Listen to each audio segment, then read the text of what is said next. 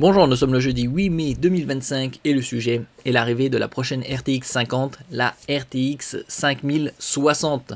Bien évidemment avec DLSS 4, nouvelle VRAM GDDR7 et ce sera le 19 mai, donc dans un peu plus de 10 jours. Nvidia officialise la sortie de sa carte graphique GeForce RTX 5060 pour le 19 mai prochain, avec un prix conseillé de 299 $. Autant dire qu'avec le taux de change, les taxes, ce sera aux alentours de 380-400 €. Une carte graphique entrée de gamme pour le gaming en Full HD, avec tous les paramètres à fond. Cette carte d'entrée de gamme de la série RTX 50 promet DLSS 4 et GDDR7, mais avec seulement 8 Go de VRAM. Donc c'est vraiment très peu. C'est une mauvaise stratégie de la part de Nvidia de proposer des cartes graphiques même entrée de gamme avec 8 Go. Ils auraient dû proposer 12 voire 16. 16 sur toutes les entrées de gamme, 5060, 60 Ti. 5070 aurait dû être du 21 Go. Et en ce qui concerne les 5080, ça aurait dû être du 24. Et pour la 5090, c'est 32, ça c'est très bien.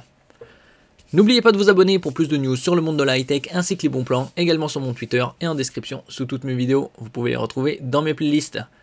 Nvidia étoffe sa gamme RTX avec la GeForce RTX 5060 attendue le 19 mai à 18 h heure de Paris. Commercialisée à 299 $, hors taxes et frais d'importation, cette nouvelle carte graphique ambitionne de séduire le grand public avec les dernières avancées de la firme, comme le DLSS 4 et la mémoire GDDR7. Donc si ici on compare par exemple les performances 5060 par rapport à la 4060, avec Alan Wake 2, DLSS 4, Full Ray Tracing, on voit c'est du simple au double, environ. Black Myth Wukong également. Cyberpunk 2077, c'est à peu près dans les mêmes zones, ou également du simple au double. Hogwarts Legacy, DLSS 4 Ray Tracing, également. Avowed, DLSS 4 Ray Tracing, c'est un peu plus que du simple au double.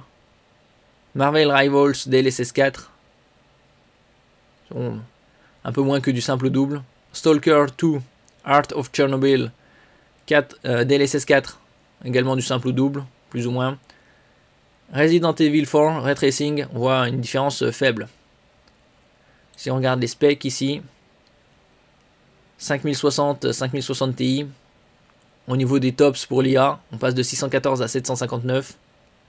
Et en ce qui concerne la VRAM, c'est que du 8 en version 5060, tandis qu'en version TI, 5060 Ti, c'est du 16 ou du 8.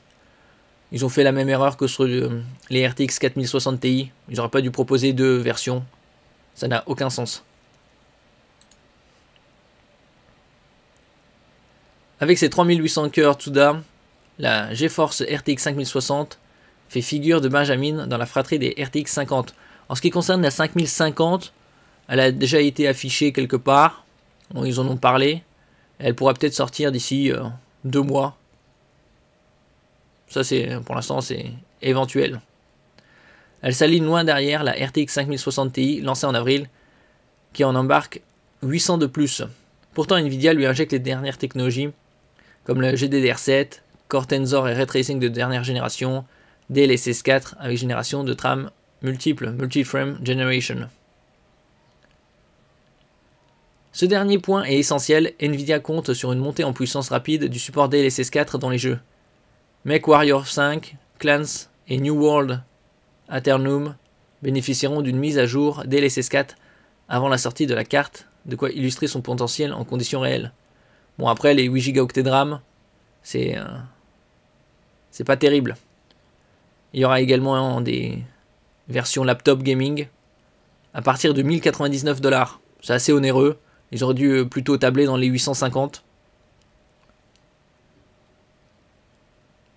Et si vous vous posez la question, non, la GeForce RTX 5060 ne bénéficiera pas d'une version Founders Edition. Nvidia a confirmé qu'aucun modèle Founders Edition ne sera proposé pour la RTX 5060, tout comme la RTX 5060 Ti. Donc là, il parle de 300 $. Avec le taux de change actuel et en tenant compte des taxes et frais d'importation, on peut estimer un prix d'environ 319 euros TTC en France. Bon, ils sont un peu généreux. Ce sera plus dans les 350, 400 euros en ce qui concerne cette carte. Actuellement, on peut trouver des RTX 5060 Ti, donc overclocké, à 416 euros. Au niveau du rapport qualité-prix, bien supérieur à une RTX 5060. Surtout pour le gaming en Full HD avec tous les paramètres à fond, voire le QHD dans une bonne condition. Ici, la première carte avec une 16 Go de VRAM, c'est à 494 euros, on va dire 500 euros. Donc bien évidemment, avec 80 euros d'écart, on va dire, il vaut mieux tabler sur une 16 Go qu'une 8. Donc en ce qui concerne la 5060, avec ses 8 Go, elle sera probablement dans les 370. Et même avec 370 euros, 50 euros de différence avec une RTX 5060 Ti, vaut mieux tabler sur du 5060.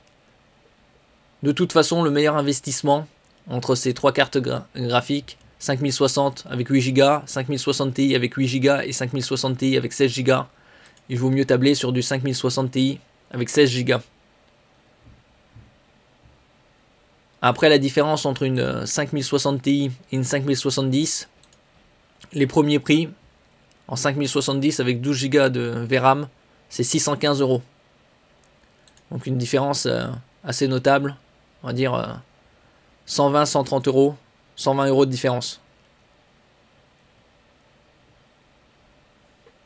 Donc parmi toutes ces cartes graphiques pour mieux jouer dans des bonnes conditions Full HD, avec tous les paramètres à fond et évidemment QHD dans de bonnes conditions, surtout avec une quantité de VRAM correcte, c'est la 5060 Ti. Quand il nous parle de laptop gaming avec 1099 $ prix de départ, ce sera une bonne peut-être occasion de voir les prix des 4070 baisser.